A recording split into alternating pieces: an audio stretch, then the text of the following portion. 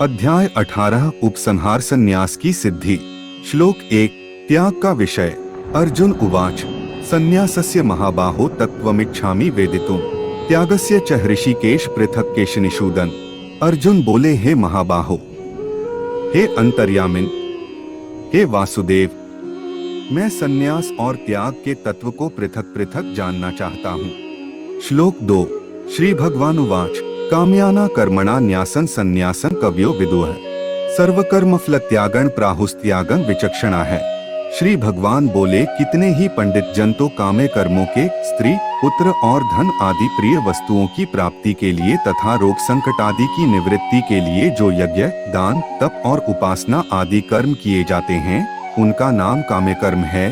त्याग को संन्यास समझते हैं तथा दूसरे विचार कुशल पुरुष सब कर्मों के फल के त्याग को ईश्वर की भक्ति, देवताओं का पूजन, माता पितादि गुरुजनों की सेवा, यज्ञ दान और तप तथा वर्णाश्रम के अनुसार आजीविका द्वारा गृहस्थ का निर्वाह एवं शरीर संबंधी खानपान इत्यादि जितने कर्तव्य कर्म हैं उन सब में इस लोक और परलोक की संपूर्ण कामनाओं के त्याग का नाम सब कर्मों के फल का त्याग है, त्याग कहते हैं। श्लोक 3 त्याज्य दोषवदित्य के कर्म प्राहुर्मनीषिण है यज्ञदान तपः कर्म न त्याज्यमिति चापरे। कई एक विद्वान ऐसा कहते हैं कि कर्म मात्र दोषयुक्त हैं, इसलिए त्यागने के योग्य हैं, और दूसरे विद्वान यह कहते हैं कि यज्ञ दान और तपरूप कर्म त्यागने योग्य नहीं हैं। श्लोक 4 निश्चय श्रेणु में तत्र त्यागे भरत सत्तम त्यागो ही पुरुष व्याघ्र त्रिविध संप्रकीर्तितः। हे पुरुष श्रेष्ठ अर्जुन, संन्यास और त्याग इन दोनों में से पहले त्याग के विषय में तू मेरा निश्चय सुन, क्योंकि त्याग सात्विक, राजस और तामस भेद से 3 प्रकार का कहा गया है। श्लोक 5 यज्ञदान तपः कर्म न त्याज्य कार्यमेव तत् यज्ञो दान तपश्चैव पावनानि मनीषिणा। यज्ञ दान और तपरूप कर्म त्याग करने के योग्य नहीं है, बल्कि वह तो अवश्य कर्तव्य है, क्योंकि यज्ञ दान और तप ये तीनों ही कर्म बुद्धिमान पुरुषों को, वह मनुष्य बुद्धिमान है जो फल और आसक्ति को त्याग कर केवल भगवदर्थ कर्म करता है, पवित्र करने वाले हैं। श्लोक 6 एतान्यपि तु कर्माणि संगं त्यक्त्वा फलानि च कर्तव्यानीति में पार्थ निश्चितम मतमुत्तमम। इसलिए हे पार्थ, इन यज्ञ दान और तपरूप कर्मों को तथा और भी संपूर्ण कर्तव्य कर्मों को आसक्ति और फलों का त्याग करके अवश्य करना चाहिए, यह मेरा निश्चय किया हुआ उत्तम मत है। श्लोक 7 नियत्स्य तु संन्यासः कर्मणो नोपपद्यते मोहात्तस्य परित्यागस्तामसः परिकीर्तितः। निषिद्ध और काम्य कर्मों का तो स्वरूप से त्याग करना उचित ही है, परंतु नियत कर्म का इसी अध्याय के श्लोक 48 की टिप्पणी में इसका अर्थ देखना चाहिए, स्वरूप से त्याग करना उचित नहीं है, इसलिए मोह के कारण उसका त्याग कर देना तामस त्याग कहा गया है। श्लोक 8 दुःखमित्येव यत्कर्म कायक्लेश भयात्यजे सकृत्वा राजसं त्यागं नैव त्यागफलं लभेत। जो कुछ कर्म है वह सब दुःख रूप ही है, ऐसा समझकर यदि कोई शारीरिक क्लेश के भय से कर्तव्य कर्मों का त्याग कर दे तो वह ऐसा राजस त्याग करके त्याग के फल को किसी प्रकार भी नहीं पाता। श्लोक 9 कार्यमित्येव यत्कर्म नियतं क्रियते अर्जुन संगं त्यक्त्वा फलं चैव स त्यागः सात्विको मतः। हे अर्जुन, जो शास्त्र विहित कर्म करना कर्तव्य है, इसी भाव से आसक्ति और फल का त्याग करके किया जाता है, वही सात्विक त्याग माना गया है। श्लोक 10 न द्वेष्ट्य कुशलं कर्म कुशले नानुषज्यते त्यागी सत्वस्माविष्टो मेधावी छिन्न संशयः। जो मनुष्य अकुशल कर्म से तो द्वेष नहीं करता और कुशल कर्म में आसक्त नहीं होता, वह शुद्ध सत्वगुण से युक्त पुरुष संशय रहित बुद्धिमान और सच्चा त्यागी है। श्लोक 11 न ही देहभृता शक्य त्यक्तुं कर्माणि शेषतः यस्तु कर्मफल त्यागी स त्यागीत्यभिधीयते। क्योंकि शरीरधारी किसी भी मनुष्य द्वारा संपूर्णता से सब कर्मों का त्याग किया जाना शक्य नहीं है, इसलिए जो कर्मफल त्यागी है वही त्यागी है, यह कहा जाता है। श्लोक 12 अनिष्टमिष्ट मिश्रण च त्रिविधं कर्मणः फलम भवत्य त्यागिना प्रेत्य न तु संन्यासिना क्वचित। कर्मफल का त्याग न करने वाले मनुष्यों के कर्मों का तो अच्छा बुरा और मिला हुआ ऐसे 3 प्रकार का फल मरने के पश्चात अवश्य होता है, किंतु कर्मफल का त्याग कर देने वाले मनुष्यों के कर्मों का फल किसी काल में भी नहीं होता। श्लोक 13। कर्मों के होने में सांख्य सिद्धांत का कथन। पंचैतानि महाबाहो कारणानि निबोध में। सांख्ये कृतांते प्रोक्तानि सिद्धे सर्वकर्मणा। के महाबाहो, संपूर्ण कर्मों की सिद्धि के ये 5 हेतु कर्मों का अंत करने के लिए उपाय बतलाने वाले सांख्य शास्त्र में कहे गए हैं, उनको तू मुझसे भली भांति जान। श्लोक 14। अधिष्ठानम तथा कर्ता करणं च पृथक विधम विविधाश्च पृथक चेष्टा दैवं चैवात्र पंचमम। इस विषय में अर्थात कर्मों की सिद्धि में अधिष्ठान, जिसके आश्रय कर्म किए जाएं, उसका नाम अधिष्ठान है, और कर्ता तथा भिन्न भिन्न प्रकार के करण, जिन जिन इंद्रियादिकों और साधनों द्वारा कर्म किए जाते हैं, उनका नाम करण है, एवं नाना प्रकार की अलग अलग चेष्टाएं, और वैसे ही 5वां हेतु दैव, पूर्वकृत शुभाशुभ कर्मों के संस्कारों का नाम दैव है। श्लोक 15। शरीर वा मनोभिर्यत् कर्म प्रारभते नरः न्याय वा विपरीतम वा पंचैते तस्य हेतवः। मनुष्य मन, वाणी और शरीर से शास्त्रानुकूल अथवा विपरीत जो कुछ भी कर्म करता है, उसके ये 5 कारण हैं। श्लोक 16। तत्रैवं सति कर्तारमात्मानं केवलन्तु यः पश्यत्यकृत बुद्धित्वान् न स पश्यति दुर्मतिः। परंतु ऐसा होने पर भी जो मनुष्य अशुद्ध बुद्धि, सत्संग और शास्त्र के अभ्यास से तथा भगवदर्थ कर्म और उपासना के करने से मनुष्य की बुद्धि शुद्ध होती है, इसलिए जो उपर्युक्त साधनों से रहित है, उसकी बुद्धि अशुद्ध है, ऐसा समझना चाहिए। होने के कारण उस विषय में यानी कर्मों के होने में केवल शुद्ध स्वरूप आत्मा को कर्ता समझता है, वह मलिन बुद्धि वाला अज्ञानी यथार्थ नहीं समझता। श्लोक 17। यस्य नाहंकृतो भावो बुद्धिर्यस्य न लिप्यते हत्वापि स इमाल लोकान न हंति न निबध्यते। जिस पुरुष के अंतःकरण में मैं करता हूँ ऐसा भाव नहीं है, तथा जिसकी बुद्धि सांसारिक पदार्थों में और कर्मों में लिपायमान नहीं होती, वह पुरुष इन सब लोगों को मारकर भी वास्तव में न तो मरता है और न पाप से बंधता है। जैसे अग्नि, वायु और जल द्वारा प्रारब्धवश किसी प्राणी की हिंसा होती देखने में आए तो भी वह वास्तव में हिंसा नहीं है, वैसे ही जिस पुरुष का देह में अभिमान नहीं है और स्वार्थरहित केवल संसार के हित के लिए ही जिसकी संपूर्ण क्रियाएं होती हैं, उस पुरुष के शरीर और इंद्रियों द्वारा यदि किसी प्राणी की हिंसा होती हुई लोक दृष्टि में देखी जाए तो भी वह वास्तव में हिंसा नहीं है, क्योंकि आसक्ति, स्वार्थ और अहंकार के न होने से किसी प्राणी की हिंसा हो ही नहीं सकती, तथा बिना कर्तृत्वाभिमान के किया हुआ कर्म वास्तव में अकर्म ही है, इसलिए वह पुरुष पाप से नहीं बंधता। श्लोक 18। ज्ञान ज्ञेय परिज्ञाता त्रिविधा कर्मचोदना कर्ण कर्म करतेति त्रिविधा कर्म संग्रह। ज्ञाता, जानने वाले का नाम ज्ञाता है, ज्ञान जिसके द्वारा जाना जाए उसका नाम ज्ञान है, और ज्ञेय जानने में आने वाली वस्तु का नाम ज्ञेय है। ये तीनों प्रकार की कर्म प्रेरणा है, और कर्ता, कर्म करने वाले का नाम कर्ता है। करण, जिन साधनों से कर्म किया जाए उनका नाम करण है, तथा क्रिया, करने का नाम क्रिया है। ये तीनों प्रकार का कर्म संग्रह है। श्लोक 19।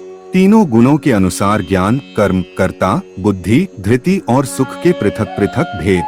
ज्ञान कर्म च कर्ता च त्रिधैव गुणभेदतः प्रोच्यते गुण संख्याने यथावच्छनु तान्यपि। गुणों की संख्या करने वाले शास्त्र में ज्ञान और कर्म तथा कर्ता गुणों के भेद से 3-3 प्रकार के ही कहे गए हैं, उनको भी तुम मुझसे भली भांति सुन। श्लोक 20। सर्वभूतेषु येनैकं भावं व्यमीक्षते अविभक्तम विभक्तेषु तज्ज्ञानम विद्धि सात्विकम। जिस ज्ञान से मनुष्य पृथक पृथक सब भूतों में एक अविनाशी परमात्म भाव को विभाग रहित संभाव से स्थित देखता है, उस ज्ञान को तू सात्विक जान। श्लोक 21।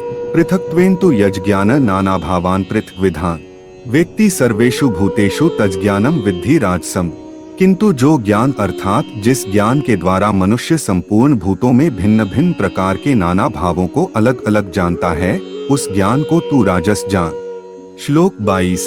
यत्तु कृत्स्नवदेक्स्मिन् कार्ये सक्तम हेतुकम अतत्वार्थवदल पंच तत्ताम समुदाहृतम।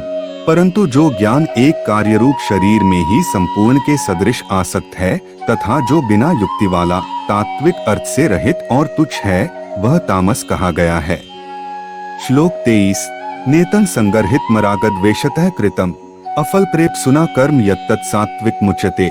जो कर्म शास्त्र विधि से नियत किया हुआ और कर्तापन के अभिमान से रहित हो तथा फल न चाहने वाले पुरुष द्वारा बिना रागद्वेष के किया गया हो, वह सात्विक कहा जाता है। श्लोक 24। यत्तु कामेप सुना कर्म साहंकारेण व पुनः कृते बहुलायासन तदराज समुदाहृतम।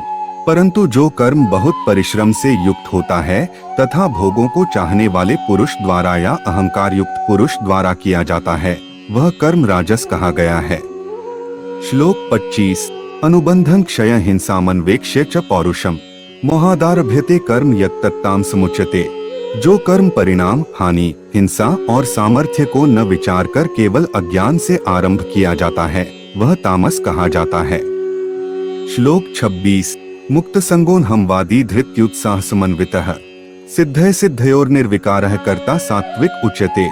जो कर्ता संगरहित, अहंकार के वचन न बोलने वाला, धैर्य और उत्साह से युक्त तथा कार्य के सिद्ध होने और न होने में हर्ष शोक आदि विकारों से रहित है, वह सात्विक कहा जाता है। श्लोक 27। रागी कर्मफल प्रेप सुरलुब्धो हिंसात्मको शुचिः हर्ष शोकान्वितः कर्ता राजसः परिकीर्तितः। जो कर्ता आसक्ति से युक्त कर्मों के फल को चाहने वाला और लोभी है तथा दूसरों को कष्ट देने के स्वभाव वाला, अशुद्धाचारी और हर्ष शोक से लिप्त है, वह राजस कहा गया है। श्लोक 28। आयुक्तः प्राकृतः स्तब्धः शठो नैष्कृतिकोलसः विषादी दीर्घसूत्री च कर्ता तामस उच्यते। जो कर्ता अयुक्त, शिक्षा से रहित, घमंडी, धूर्त और दूसरों की जीविका का नाश करने वाला तथा शोक करने वाला, आलसी और दीर्घसूत्री उसको कहा जाता है कि जो थोड़े काल में होने लायक साधारण कार्य को भी फिर कर लेंगे, ऐसी आशा से बहुत काल तक नहीं पूरा करता है, वह तामस कहा जाता है। श्लोक 29। बुद्धेर भेदन धृतेश्चैव गुणस्त्रिविधं श्रेणु प्रोच्यमान शेषेण पृथक्त्वेन धनंजय। हे धनंजय, अब तू बुद्धि का और धृति का भी गुणों के अनुसार 3 प्रकार का भेद मेरे द्वारा संपूर्णता से विभाग पूर्वक कहा जाने वाला सुन। श्लोक 30। प्रवृत्तिंच निवृत्तिंच कार्याकार्ये भयाभे बंधम मोक्षं च या वेति बुद्धिः सा पार्थ सात्विकी। हे पार्थ, जो बुद्धि प्रवृत्ति मार्ग, गृहस्थ में रहते हुए फल और आसक्ति को त्याग कर भगवदर्पण बुद्धि से केवल लोक शिक्षा के लिए राजा जनक की भांति बरतने का नाम प्रवृत्ति मार्ग है, और निवृत्ति मार्ग को, देहाभिमान को त्याग कर केवल सच्चिदानंद घन परमात्मा में एक ही भाव स्थित हुए श्री सुखदेव जी और सनकादिकों की भांति संसार से उपराम होकर विचरने का नाम निवृत्ति मार्ग है। कर्तव्य और अकर्तव्य को, भय और अभय को तथा बंधन और मोक्ष को यथार्थ जानती है, वह बुद्धि सात्विकी है। श्लोक 31। यया धर्मं धर्मं च कार्यं चाकार्यमेव च अयथावत् प्रजानाति बुद्धिः सा पार्थ राजसी। हे पार्थ, मनुष्य जिस बुद्धि के द्वारा धर्म और अधर्म को तथा कर्तव्य और अकर्तव्य को भी यथार्थ नहीं जानता, वह बुद्धि राजसी है। श्लोक 32। अधर्मं धर्ममिति या मन्यते तमसावृता सर्वार्थान विपरीताश्च बुद्धिः सा पार्थ तामसी। हे अर्जुन, जो तमोगुण से घिरी हुई बुद्धि अधर्म को भी यह धर्म है ऐसा मान लेती है तथा इसी प्रकार अन्य संपूर्ण पदार्थों को भी विपरीत मान लेती है, वह बुद्धि तामसी है। श्लोक 33। धृत्या यया धार्यते मनः प्राणेन्द्रिय क्रिया है योगेना व्यभिचारिण्या धृतिः सा पार्थ सात्विकी। हे पार्थ, जिस अव्यभिचारिणी धारण शक्ति भगवद विषय के सिवाय अन्य सांसारिक विषयों को धारण करना ही व्यभिचार दोष है, उस दोष से जो रहित है वह अव्यभिचारिणी धारणा है, से मनुष्य ध्यान योग के द्वारा मन, प्राण और इंद्रियों की क्रियाओं, मन, प्राण और इंद्रियों को भगवत प्राप्ति के लिए भजन, ध्यान और निष्काम कर्मों में लगाने का नाम उनकी क्रियाओं को धारण करना है, को धारण करता है, वह धृति सात्विकी है। श्लोक 34। यया तु धर्म कामार्थान्धत्या धार्यतेर्जुन प्रसंगेन फलाकांक्षी धृतिः सा पार्थ राजसी। परंतु हे पृथापुत्र अर्जुन, फल की इच्छा वाला मनुष्य जिस धारण शक्ति के द्वारा अत्यंत आसक्ति से धर्म, अर्थ और कामों को धारण करता है, वह धारण शक्ति राजसी है। श्लोक 35। यया स्वप्न भयं शोकं विषादं मदमेव च न विमुच्यति दुर्मेधा धृतियः सा पार्थ तामसी। हे पार्थ, दुष्ट बुद्धि वाला मनुष्य जिस धारण शक्ति के द्वारा निद्रा, भय, चिंता और दुख को तथा उन्मत्तता को भी नहीं छोड़ता अर्थात धारण किए रहता है, वह धारण शक्ति तामसी है। श्लोक 36-37। सुखं त्विदानी त्रिविधं श्रेणु में भर्तर्षभ अभ्यासाद्रम ते यत्र दुःखान्तं च निगच्छति यत्तदग्रे विस्मित परिणाममृतोपमम् तत्सुखं सात्विकं प्रोक्तमात्म बुद्धि प्रसादजम। हे भरत श्रेष्ठ, अब 3 प्रकार के सुख को भी तू मुझसे सुन। जिस सुख में साधक मनुष्य भजन, ध्यान और सेवादि के अभ्यास से रमण करता है और जिससे दुखों के अंत को प्राप्त हो जाता है, जो ऐसा सुख है वह आरंभ काल में यद्यपि विष के तुल्य प्रतीत, जैसे खेल में आसक्ति वाले बालक को विद्या का अभ्यास मूर्ता के कारण प्रथम विष के तुल्य भासता है, वैसे ही विषयों में आसक्ति वाले पुरुष को भगवत भजन, ध्यान, सेवा आदि साधनाओं का अभ्यास मर्म न जानने के कारण प्रथम विष के तुल्य प्रतीत होता है, परंतु परिणाम में अमृत के तुल्य है। इसलिए वह परमात्म विषयक बुद्धि के प्रसाद से उत्पन्न होने वाला सुख सात्विक कहा गया है। 36-37। श्लोक 38। विषयेन्द्रिय संयोगाद्यत तदग्रमृतोपमम् परिणामे विस्मित तत्सुखं राजसं स्मृतम्। जो सुख विषय और इंद्रियों के संयोग से होता है, वह पहले भोग काल में अमृत के तुल्य प्रतीत होने पर भी परिणाम में विष के तुल्य बल, वीर्य, बुद्धि, धन, उत्साह और परलोक का नाश होने से विषय और इंद्रियों के संयोग से होने वाले सुख को परिणाम में विष के तुल्य कहा है, इसलिए वह सुख राजस कहा गया है। श्लोक 39। यदग्रे चानुबंधे च सुखम मोहनमात्मनः निद्रालस्य प्रमादोत्थ तत्ताम समुदाहृतम। जो सुख भोग काल में तथा परिणाम में भी आत्मा को मोहित करने वाला है, वह निद्रा, आलस्य और प्रमाद से उत्पन्न सुख तामस कहा गया है। श्लोक 40। न तदस्ति पृथिव्या वा दिवि देवेषु वा पुनः सत्वं प्रकृतिजैर्मुक्तं यदेभिः स्यात् त्रिभिर्गुणैः। पृथ्वी में या आकाश में अथवा देवताओं में तथा इनके सिवा और कहीं भी ऐसा कोई भी सत्व नहीं है जो प्रकृति से उत्पन्न इन तीनों गुणों से रहित हो। श्लोक 41। फल सहित वर्ण धर्म का विषय। ब्राह्मण क्षत्रिय विषा शूद्राणा च परंतप कर्माणि प्रविभक्तानि स्वभाव प्रभवैर्गुणैः। हे परंतप, ब्राह्मण, क्षत्रिय और वैश्यों के तथा शूद्रों के कर्म स्वभाव से उत्पन्न गुणों द्वारा विभक्त किए गए हैं। श्लोक 42। शमो दमस्तपः शौचं क्षान्तिरार्जवमेव च ज्ञान विज्ञानमास्तिक्यं ब्रह्म कर्म स्वभावजम।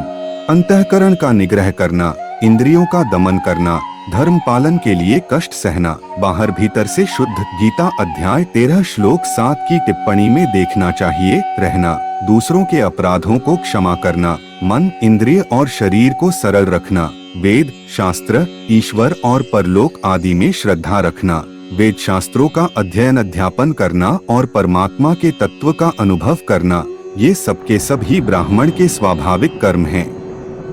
श्लोक 43। शौर्य तेजो धृतिर्दाक्ष्यं युद्धे चाप्यप्लायन दानमीश्वर भावश्च क्षात्रं कर्म स्वभावजम।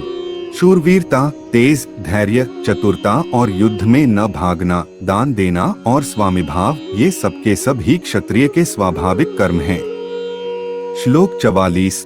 कृषि गौरक्ष्य वाणिज्य वैश्य कर्म स्वभावजम परिचर्यात्मकं कर्म शूद्रस्यापि स्वभावजम।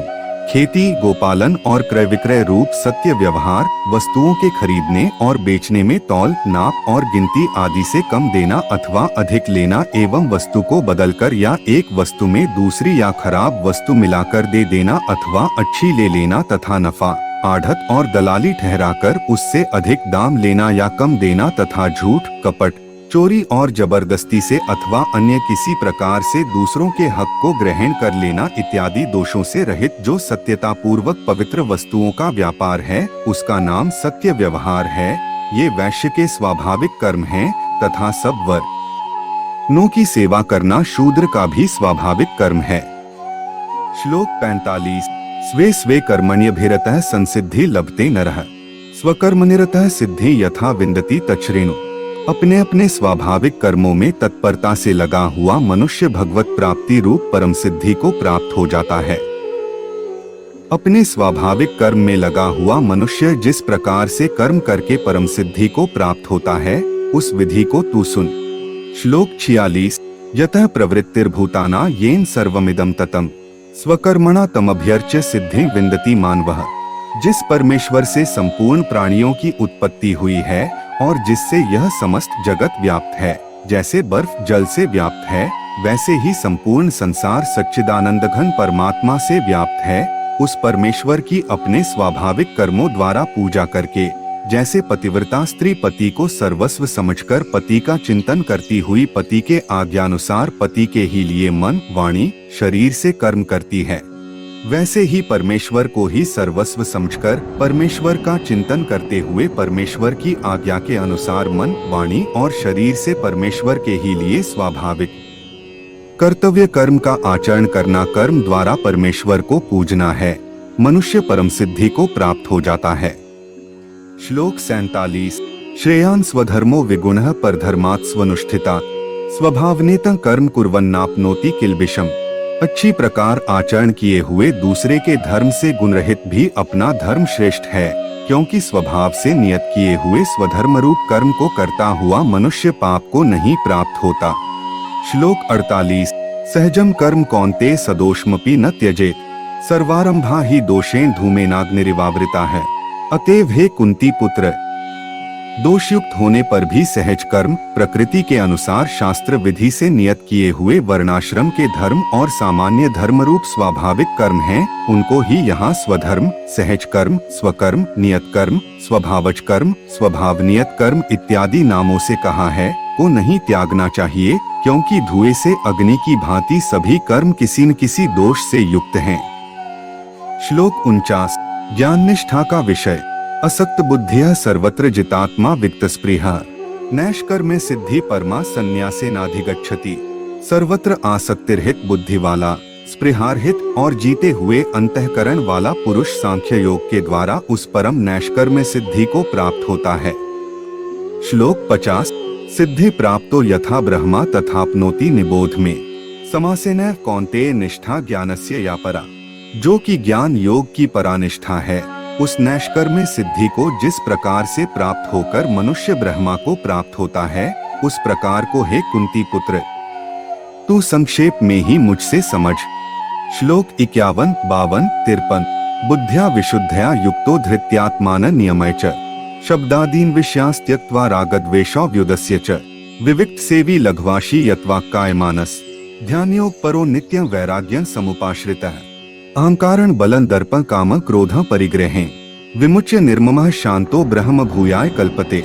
विशुद्ध बुद्धि से युक्त तथा हल्का, सात्विक और नियमित भोजन करने वाला, शब्दादि विषयों का त्याग करके एकांत और शुद्ध देश का सेवन करने वाला, सात्विक धारण शक्ति के इसी अध्याय के श्लोक 33 में जिसका विस्तार है, द्वारा अंतःकरण और इंद्रियों का संयम करके मन, वाणी और शरीर को वश में कर लेने वाला, रागद्वेष को सर्वथा नष्ट करके भली भांति दृढ़ वैराग्य का आश्रय लेने वाला तथा अहंकार, बल, घमंड, काम, क्रोध और परिग्रह का त्याग करके निरंतर ध्यान योग के परायण रहने वाला, ममता रहित और शांतियुक्त पुरुष सच्चिदानंद घन ब्रह्म में अभिन्न भाव से स्थित होने का पात्र होता है। 51, 53। श्लोक 54। ब्रह्मभूतः प्रसन्नात्मा न शोचति न कांक्षति समय सर्वेषु भूतेषु मद्भक्ति लभते परा। फिर वह सच्चिदानंद घन ब्रह्मा में एक ही भाव से स्थित प्रसन्न मन वाला योगी न तो किसी के लिए शोक करता है और न किसी की आकांक्षा ही करता है। ऐसा समस्त प्राणियों में संभाव वाला गीता अध्याय 6 श्लोक 29 में देखना चाहिए। योगी मेरी पराभक्ति को, जो तत्व ज्ञान की पराकाष्ठा है तथा जिसको प्राप्त होकर और कुछ जानना बाकी नहीं रहता, वही यहाँ पराभक्ति, ज्ञान की परानिष्ठा, परम नैष्कर्म्य सिद्धि और परम सिद्धि इत्यादि नामों से कही गई है, प्राप्त हो जाता है। श्लोक 55। भक्त्या मां भी जानाति आवान्यश्चास्मि तत्वतः ततो मां तत्वतो ज्ञात्वा विशते तदनंतरम। उस पराभक्ति के द्वारा वह मुझ परमात्मा को मैं जो हूँ और जितना हूँ ठीक वैसा का वैसा तत्व से जान लेता है, तथा उस भक्ति से मुझको तत्व से जानकर तत्काल ही मुझ में प्रविष्ट हो जाता है। श्लोक 56 भक्ति सहित कर्मयोग का विषय। सर्वकर्माण्यपि सदा कुर्वाणो मद्व्यपाश्रयः मत्प्रसादाद्वाप्नोति शाश्वतं पदं व्ययम्। मेरे परायण हुआ कर्मयोगी तो संपूर्ण कर्मों को सदा करता हुआ भी मेरी कृपा से सनातन अविनाशी परम पद को प्राप्त हो जाता है। श्लोक 57 चेतसा सर्वकर्माणि मयि सन्न्यस्य मत्परः बुद्धियोगमुपाश्रित्य मच्चित्तः सत्तं भव। सब कर्मों को मन से मुझ में अर्पण करके, गीता अध्याय 9 श्लोक 27 में जिसकी विधि कही है, तथा संबुद्धि रूप योग को अवलंबन करके मेरे परायण और निरंतर मुझ में चित्त वाला हो। श्लोक 58 मच्चित्तः सर्वदुर्गाणि मत्प्रसादात् तरिष्यसि अथ चेत्वं हांकारान्न श्रोष्यसि विनक्ष्यसि। उपर्युक्त प्रकार से मुझ में चित्त वाला होकर तू मेरी कृपा से समस्त संकटों को अनायास ही पार कर जाएगा, और यदि अहंकार के कारण मेरे वचनों को न सुनेगा तो नष्ट हो जाएगा, अर्थात परमार्थ से भ्रष्ट हो जाएगा। श्लोक 59 यदहंकारमाश्रित्य न योत्स्य इति मन्यसे मिथ्याश व्यवसायस्ते प्रकृतिस्त्वा नियोक्ष्यति। जो तू अहंकार का आश्रय लेकर यह मान रहा है कि मैं युद्ध नहीं करूंगा, तो तेरा यह निश्चय मिथ्या है, क्योंकि तेरा स्वभाव तुझे जबरदस्ती युद्ध में लगा देगा। श्लोक 60 स्वभावजेन कौन्तेय निबद्धः स्वेन कर्मणा कर्तुं नेच्छसि यन्मोहात् करिष्यसि वशोऽपि तत्। हे कुंती पुत्र, जिस कर्म को तू मोह के कारण करना नहीं चाहता, उसको भी अपने पूर्वकृत स्वाभाविक कर्म से बंधा हुआ परवश होकर करेगा। श्लोक 61 ईश्वरः सर्वभूतानां हृद्देशेषु तिष्ठति भ्राम्यन् सर्वभूतानि यंत्रारूढ़ानि माया। हे अर्जुन, शरीर रूप यंत्र में आरूढ़ हुए संपूर्ण प्राणियों को अंतर्यामी परमेश्वर अपनी माया से उनके कर्मों के अनुसार भ्रमण कराता हुआ सब प्राणियों के हृदय में स्थित है। श्लोक 62 तमेव शरणं गच्छ सर्वभावेन भारत तत्प्रसादात् परा शांति स्थानं प्राप्स्यसि शाश्वतम्। हे भारत, तू सब प्रकार से उस परमेश्वर की ही शरण में लज्जा, भय, मान, बड़ाई और आसक्ति को त्याग कर एवं शरीर और संसार में अहंता, ममता से रहित होकर एक परमात्मा को ही परम आश्रय, परम गति और सर्वस्व समझना तथा अनन्य भाव से अतिशय श्रद्धा, भक्ति और प्रेम पूर्वक निरंतर भगवान के नाम, गुण, प्रभाव और स्वरूप का चिंतन करते रहना एवं भगवान का भजन स्मरण करते हुए ही उनके आज्ञा अनुसार कर्तव्य कर्मों का निःस्वार्थ भाव से केवल परमेश्वर के लिए आचरण करना, यह सब प्रकार से परमात्मा के ही शरण होना है। जा, उस परमात्मा की कृपा से ही तू परम शांति को तथा सनातन परम धाम को प्राप्त होगा। श्लोक 63 इति ते ज्ञानमाख्यातं गुह्यात् गुह्यतरणमया विमृश्यत् विशेषेण यथेच्छसि तथा कुरु। इस प्रकार यह गोपनीय से भी अति गोपनीय ज्ञान मैंने तुमसे कह दिया। अब तू इस रहस्ययुक्त ज्ञान को पूर्णतया भली भांति विचार कर, जैसे चाहता है वैसे ही कर। श्लोक 64 सर्वगुह्यत्म भूतः श्रेणु में परम वचः इष्टोसी में दृढ़मिति ततो वक्ष्यामि ते हितम्। संपूर्ण गोपनीयों से अति गोपनीय मेरे परम रहस्ययुक्त वचन को तू फिर भी सुन। तू मेरा अतिशय प्रिय है, इससे यह परम हितकारक वचन मैं तुझसे कहूँगा। श्लोक 65 मन्मना भव मद्भक्तो मद्याजी मां नमस्कुरु मामे वैश्यसि सत्यंते प्रतिजाने प्रियोसी में।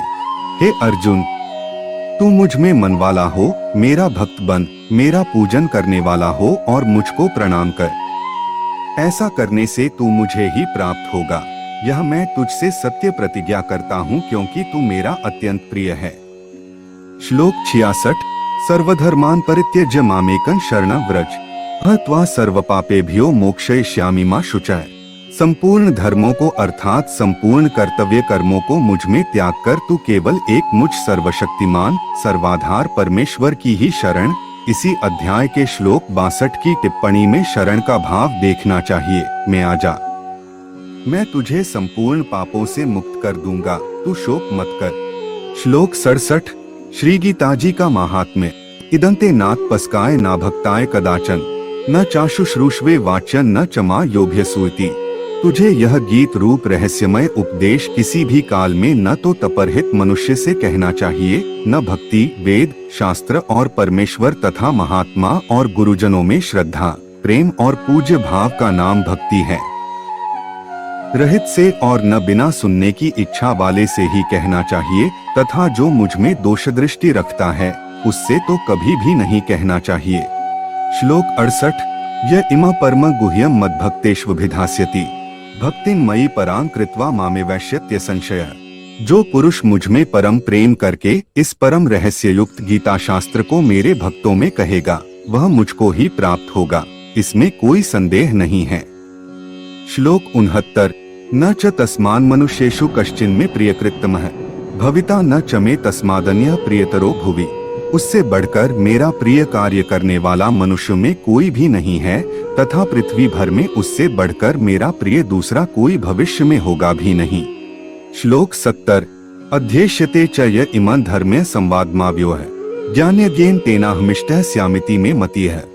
जो पुरुष इस धर्म में हम दोनों के संवाद रूप गीता शास्त्र को पढ़ेगा, उसके द्वारा भी मैं ज्ञान यज्ञ गीता अध्याय 4 श्लोक 33 का अर्थ देखना चाहिए से पूजित होऊंगा, ऐसा मेरा मत है। श्लोक 71। श्रद्धावान सूयश्च श्रेणुयात् पियो नरः सोपि मुक्तः शुभान् लोकान् प्राप्नुयात् पुण्य कर्मणां।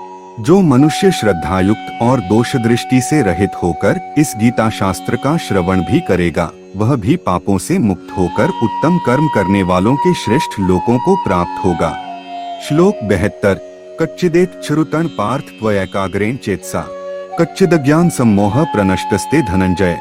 हे पार्थ, क्या इस गीता शास्त्र को तूने एकाग्रचित्त से श्रवण किया?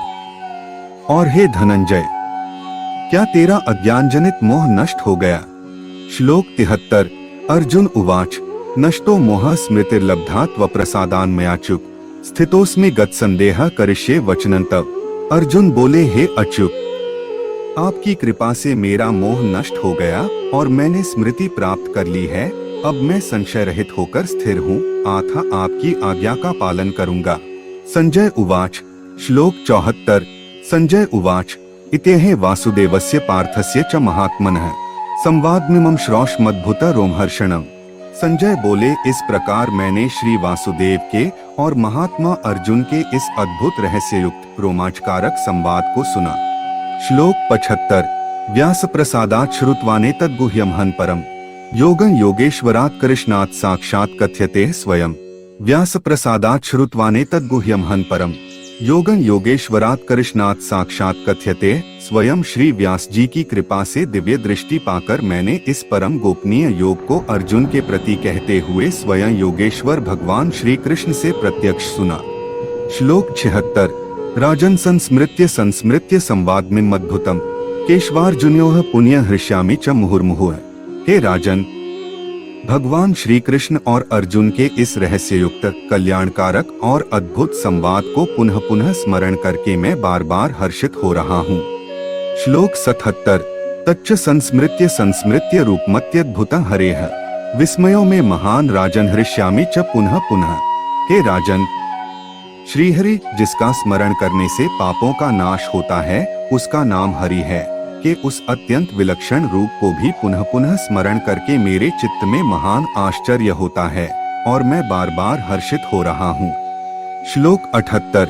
यत्र योगेश्वरः कृष्णो यत्र पार्थो धनुर्धरः तत्र श्रीर्विजयो भूतिर्ध्रुवा नीतिर्मतिर्मम।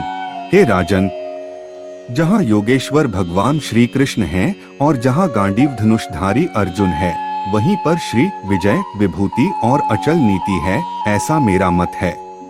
तत्सदिति श्रीमद्भगवद्गीतासूपनिषत्सु ब्रह्म विद्यायां योग शास्त्रे श्री कृष्णार्जुन संवादे मोक्ष संन्यास योगो नामाष्टादशोऽध्यायः।